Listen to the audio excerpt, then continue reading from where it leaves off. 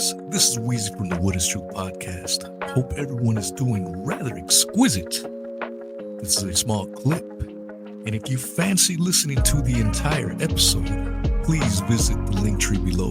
This is due to the heavy censorship on this particular platform, so I hope you guys understand and hope to catch you on these other platforms. Much love. And for a while now, where I don't know what to believe in anymore. You know, where can we take a solid foundation? I had Vanessa Beeley on, I believe, yesterday or the day before, and I pretty much asked her the same thing. I'm like, she's out there in Syria right now, in the Middle East, reporting right there, boots on the ground. She's right there. And what she's seeing is far different than what we get from the mainstream rags reporting to us. So we are trying to formulate our opinions on, for example, the Middle East, on what's going on in the Middle East, or in Russia, Ukraine, Russia. I still don't know what the hell is going on in Russia, Ukraine. Yeah. You hear one source, oh, the Russians are definitely kicking ass. You hear another, oh, in no time Zelensky's going to come in and take all of Russia. It's like, you don't know what the hell to believe, man. And we're just, basically all the information we get is just straight up propaganda, man. Yeah. And so we're just trying to decipher what we can. But how do we know what we're trying to break down is accurate to begin with? What if what we're looking at right in front of us is complete and utter manufactured propaganda and bullshit? How do we know that?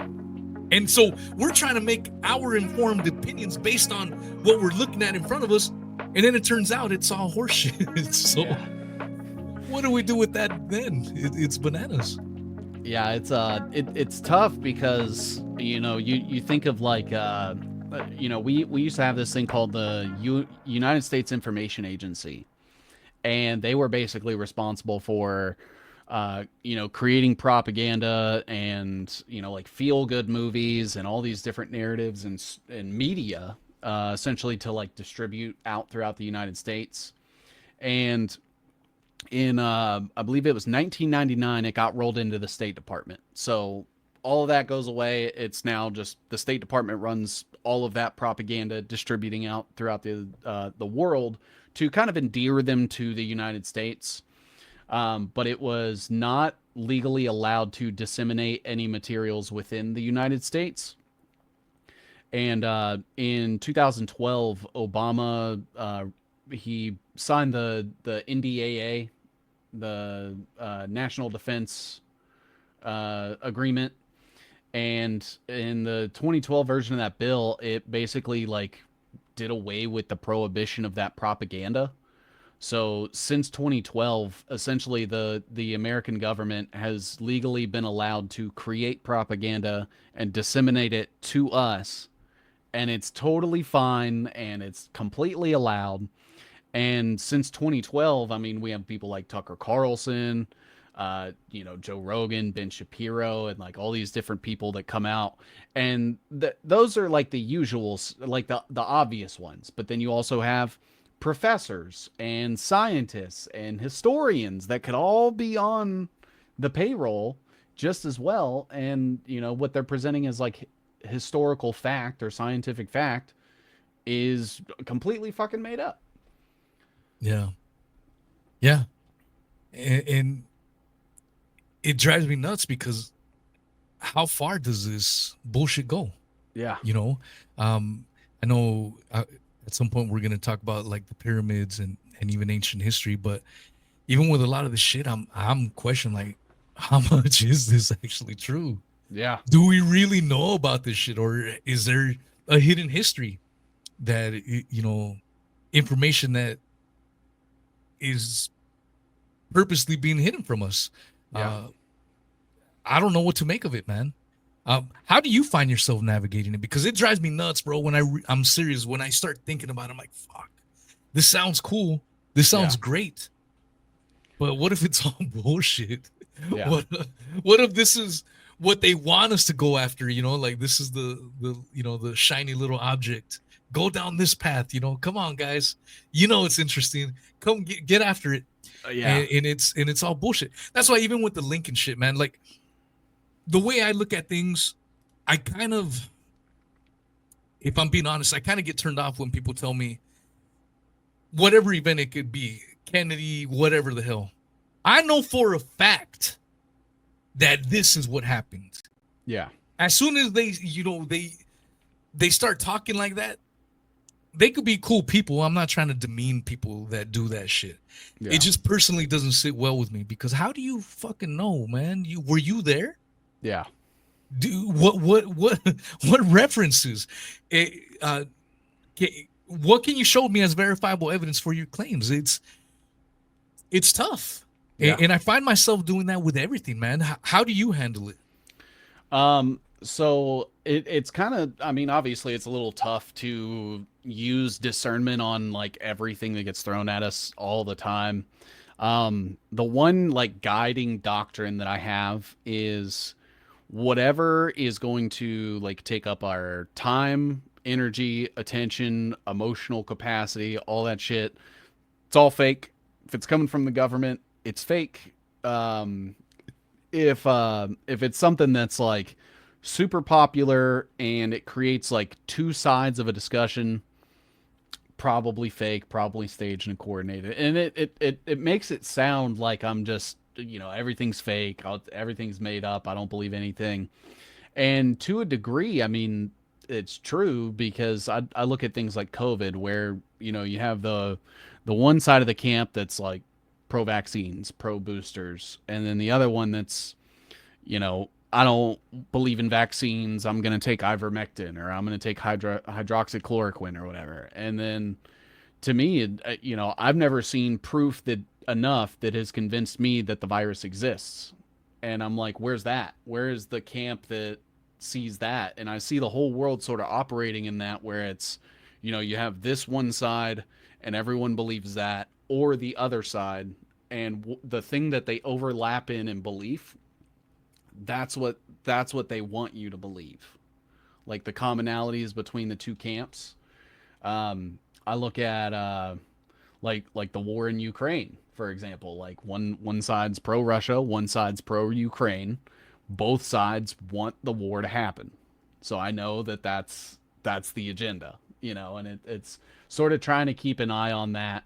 And I always ask myself, like, what could they hope to achieve by telling me this? Or like, what are they trying to get me to think by getting me to believe this? And sort of like going off of their motivation. And I've always been like a paranoid guy, right? Like I've, questioned my friends sometimes a little too hard. And I'm like, well, but this one time you said this, and, maybe I'm just paranoid. Maybe I'm just overly skeptical. But the second that something starts to feel off, you start asking questions, and it just seems like everything these days like falls apart. Yeah, man. It's it's fascinating, man. I mean, you brought up COVID, and that one is tricky. I still haven't figured it out, man. Yeah. That's another one of those subjects where you'll hear people, no, absolutely, viruses don't exist at all. Then you have another camp say, no, they do exist. I lived here and I saw firsthand the town get ravaged because of COVID. Yeah. I don't claim to know what the hell happened. Even with COVID going on the TV, even all these years later, I still don't know what happened. Was it a toxin that was released? I don't know. I all I know is I can talk about my experiences out here in Florida. Yeah. And it doesn't make any damn sense with what the main line was talking about. Yeah. Out here where I live, I'm in a beach town. Yeah. During the hardcore parts of lockdown, people from all over the world were coming down to my back, neck of the woods, hanging out, going to the beach. Yeah. People didn't wear masks. People didn't give a shit. Nothing happened. Some might argue, to play devil's advocate, well, you're in Florida. It's warmer climate. So, you're really not, that probably insulated you. But I don't buy that too much because, again, people were coming in from all over the world. Yeah. So if people were infected, leaving their home countries or wherever they were coming from and coming here, wouldn't it have spread like wildfire, like what we saw in 2020, where they were dragging people out of buses? People already memory hold this shit and how ridiculous it was. Or schools putting plastic sheets at the door frames to hug their students. Teachers can hug their students. The plastic dividers at the gas stations. It's so stupid, man. I mean, and then 6 foot distance, and if you wore your mask, as long as you were eating, COVID respected that. Hashtag respect. COVID said, you know what? This dude's eating right now. I'm not going to attack. I'm gonna better manners than my waiter. Yeah, I'm gonna have a ceasefire. Let you finish up eating, but please put up the mask up when you're done eating, and then I'm gonna attack. Okay, deal. The fact that we've already memory hold this shit, and I like to make fun of it because I do believe they're gonna pull this shit again. Yeah, and if we remember this shit, we constantly remind people of the silliness, of the ridiculousness of it all. When they try to pull the shit, they're already talking about a new freaking COVID. Yeah, that dropped today. Yeah, I suppose we can touch on that. And I've been saying this for a while. The reason I like to make fun of it, it's not to, like, if you were doing it, people make mistakes or whatever. But we have to remind ourselves that this is what happened. Yeah. So when it comes again, don't be an idiot. Maybe you can get a pass this time around, but if you fall for it again, we can't be friends, man. Some loose wiring is happening up here. But yeah, man, well, that's what dropped today, man. Right, with the Trump administration of all. Yeah, so they're claiming that there is a new strain of virus. It's the NB something. I already forgot. It's like 1811 or something, which to me is like, all right, what's the numerology behind that? What was it here? I believe they said that it's a deadlier strain. So do you remember like Omicron and all those other variants that were supposed to be way more deadly? What was it? It's the NB181. And so here's kind of like my take on things. A lot of people have like asked me, the whole COVID virus thing, and just through my investigations, the one thing I have a question on is why there's such a huge overlap of symptoms of exposure to wireless communication radiation, 5G, that went up in mid 2019 when they started activating like the nationwide network, and COVID-19. There's been a bunch of studies that show like the exposure to the radiation gives very similar symptoms. I think I posted something about it earlier. It says like the similarities would be blood changes, oxidative stress, immune system disruption and activation, increased intracellular calcium, and cardiac effects. And then it goes through and lists like a bunch of very, very similar. And now I just heard a couple days ago that Trump said that he is pushing for a big spectrum auction. So he dropped his big, beautiful bill. And in that bill, he's talking about auctioning off more 600 megahertz, more 5G signal to launch the 6G network so we can catch up to Europe and China. And then now, 5 days later, there's a new strain of COVID. And I'm like, hold on. Okay, hold on. Yeah, it's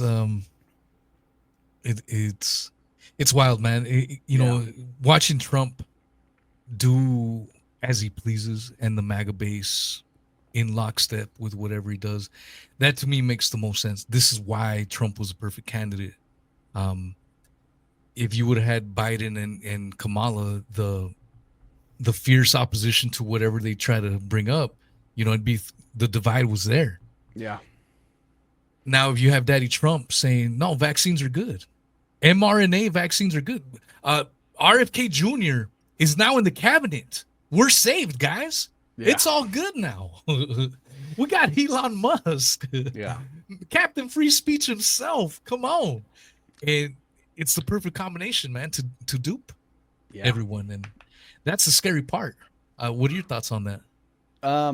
So I've been looking a lot into like the Michael Flynn network and people associated with him, because I think the whole like Q, movement, how he was a huge integral part of that, doing like the pledging to Q and all these things, and the fact that he's like wrapped up in DIA, CIA, and SA, like all the DOD and into every intelligence agency you can think of. There's this guy named Manuel Chavez. He goes by DeFango, and he's wrapped up with like Laura Logan. Him, Thomas Schoenberger, and this guy named Trevor Fitzgibbon, who is like a PR guy. They created this thing called they were all part of this group called Shadowbox, and essentially they were like Mike Flynn's online digital private army, and would like go send accounts to like mass flag things or like harass people, use their intelligence connections. And it seems like from studying that, and just sort of the way that it works, I can even pull up the web that I'm working off of here. Let's see here, just so everyone can kind of see what I'm doing. So I have this this web here, and essentially what you have is Trevor Fitzgibbon used to be on the left, and he ran RFK's like American Values PAC 2024, which was his big like election campaign PAC. But he used to be a Democrat, and has been responsible for throwing like all sorts of events like the March for the Mandates or the Rage Against the War Machine stuff. And Trevor Fitzgibbon is a PR guy, and he sort of learned a lot of this from like David Fenton and Michael Schellenberger, where they create like nonprofits, and they join like these institutions and things that basically propose different things to be problems, so that they can come in and propose solutions. So where you have like that false dichotomy, the manufactured problem, and then the agenda-based solution. And it just seems like what's going on here is it seems like they are taking all of the people that are populist, so like gravitate with people or are considered like anti-establishment, and they're like co-opting them into this network that's pretending to be like this false resistance. And this stuff's been going on. There's ties all the way back to like the 9/11 and stuff, when you go through like Eric Prince and Alvin Krongard and shit like that. Like it gets into like Deloitte and the CIA and Alex Brown and Sons, which rolled into like the Deutsche Bank and shit. And there's all kinds of stuff, man. It's pretty crazy. But essentially what I think we have is PR companies and big nonprofits that are being run by like intelligence community and the military industrial complex to like create these narratives to get people to take one side or the other, that ends up corralling us both into the agenda from both sides either way. Like the whole Trump's going to save America and, bring the country back to greatness and stuff, like all that stuff is being propagated by like everyone in this web and different things like that, at least over the years. And it's like, sheesh. Look at that web, man. How long did that take? A couple streams, man. This is probably like 16, 20 hours worth of just looking into everything and researching. Damn. Yeah, like that's freaking awesome.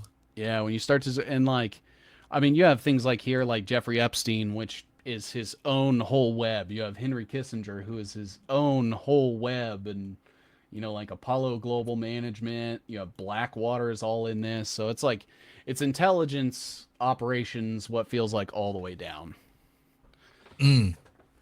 Yeah. That's freaking awesome. I suppose, you know, somewhat along these lines, I wanted to ask you your thoughts on the moon landings. I know you did a stream with us on the, you know, with the Apollo detectives and whatnot. Yeah. That's one of my personal favorite rabbit holes. You know, the Lincoln stuff, moon landings, 9/11.